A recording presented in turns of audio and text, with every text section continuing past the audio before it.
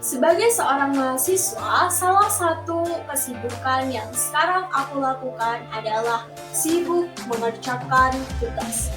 Dimana kadang aku juga merasa kalau tugas yang baru aku kerjain itu bikin kepala pusing karena nggak pernah nemu referensi yang tepat. Tapi aku juga menyadari kalau jarangnya kita dalam berliterasi juga menjadi salah satu faktor utamanya.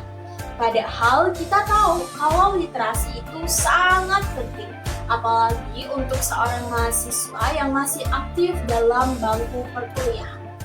Namun, data UNESCO menyatakan bahwa Indonesia berada di urutan kedua terbawah dalam hal literasi global, yang menggambarkan bahwa masyarakat Indonesia masih minim sekali terhadap aktivitas literasi.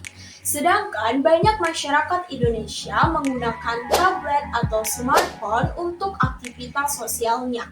Hal ini menunjukkan bahwa tablet dan smartphone lebih sering dibawa dan digunakan daripada buku-buku bacaan seperti yang ada di perpustakaan.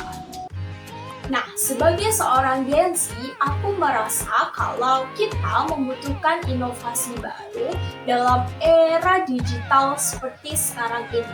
Salah satunya adalah dengan cara mengembangkan bacaan melalui e-book atau buku digital dalam bentuk aplikasi. Karena selain praktis dan mudah diakses melalui smartphone, kita juga bisa membaca e-book kapanpun saat kita mau. Namun tentunya saat kita akan mengembangkan sebuah ide bisnis, akan ada beberapa aspek penting yang harus kita perhatikan karena sangat berpengaruh pada perkembangan bisnis tersebut.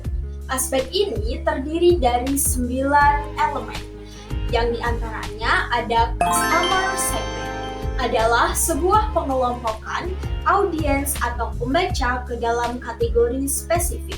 Pengelompokan ini membantu penerbit atau penulis menyusun strategi pemasaran yang lebih relevan agar tepat pada sasaran. Yang kedua, ada value proposition, adalah suatu solusi yang menjanjikan nilai tambah kepada pembaca, sehingga dapat menjelaskan mengapa audiens harus membeli atau membaca dalam bentuk buku digital. Yang ketiga, ada channels atau saluran, adalah sebuah sarana atau media yang digunakan baik untuk mendistribusikan, memasarkan, dan menjual produk e-book kepada pembaca.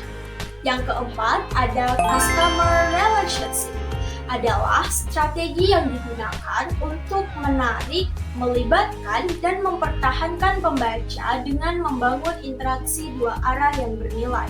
Hal ini bukan sekadar aktivitas transaksi jual beli, melainkan upaya menciptakan komunitas untuk membangun loyalitas guna membuat pembaca merasa terhubung dengan penulis atau penerbit. Yang kelima, ada revenue stream, adalah sumber atau mekanisme yang digunakan untuk menghasilkan pendapatan dari pembuatan, publikasi, dan distribusi buku digital.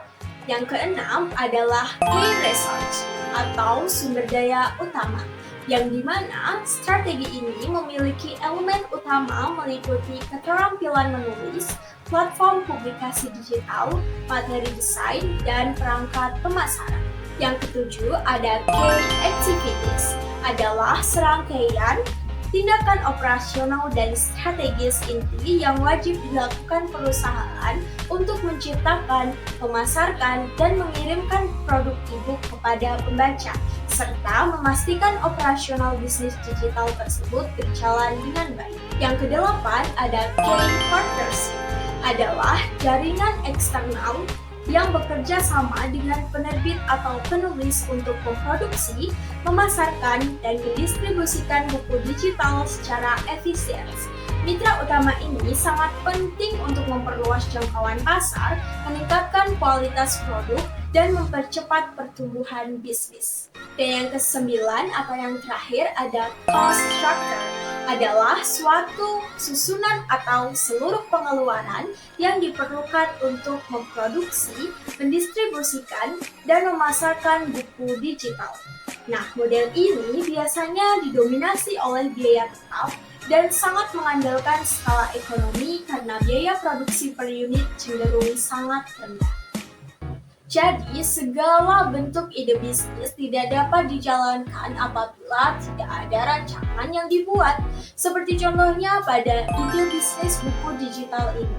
Baik dari segi perencanaan sampai dengan langkah yang digunakan harus terstruktur dengan baik dan tepat.